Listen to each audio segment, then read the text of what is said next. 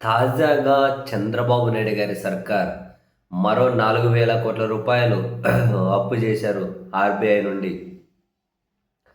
And Markfed ద్వారా మరో 1,200 కోట్ల రూపాయలు తాజాగా చేసిన ఈ అప్పుతోటి కలిపి బడ్జెట్ లోపల అప్పులేమో 1,65,637 కోట్లట. బడ్జెట్ బయట చేసిన అప్పులేమో 1,27,632 కోట్లు. బడ్జెట్ బయట అప్పుల్లో కార్పొరేషన్ పేరుతో 80,245 కోట్లు.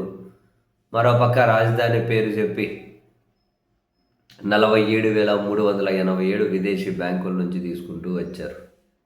ఇందులో విదేశీ బ్యాంకులు ఉన్నాయి, ఇంకా మనం ఇక్కడ కొన్న AP power finance corporation, national bank for financing infrastructure and development and Germany సంస్థలు, ప్రపంచ బ్యాంకులు దీని నుంచి చేసినటువంటి అప్పు.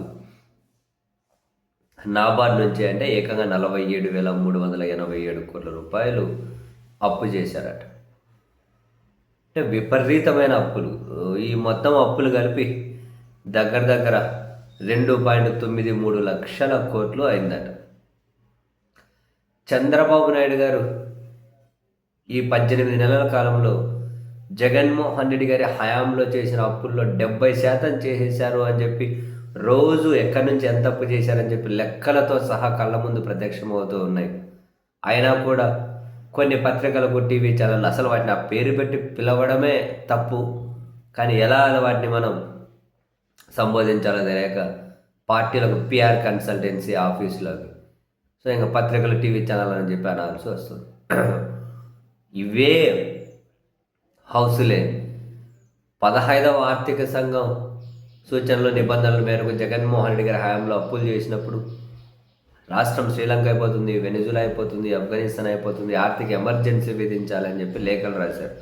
ఇప్పుడు మాత్రం వీళ్ళు చాలా మౌనంగా ఉన్నారు. ఇదంతా పక్కన పెడితే ఏ రాష్ట్ర ప్రభుత్వమైనా విచ్చలవిడిగా అప్పులు ఎందుకు చేస్తుంది? వాళ్ళకి ఆదాయం తగ్గినప్పుడు.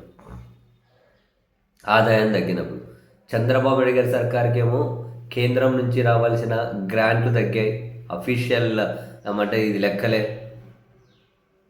పన్నుల్లో వాటా తగ్గింది.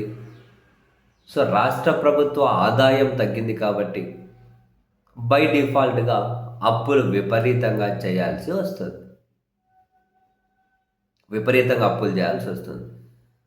సో ఈ విపరీతంగా అప్పులు చేయాల్సి వస్తున్నటువంటి ఈ పరిస్థితి చంద్రబాబు నాయుడు గారి సర్కారు యొక్క పనితీరు ఎట్లుంది అన్నది మనకు తేట తెల్లం చేస్తూ ఉంది కదా.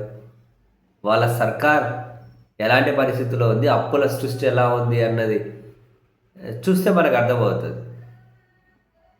రాష్ట్ర సర్కార్ సంపద సృష్టి ఏమీ లేదు, మొత్తం అప్పుల సృష్టి అయినది.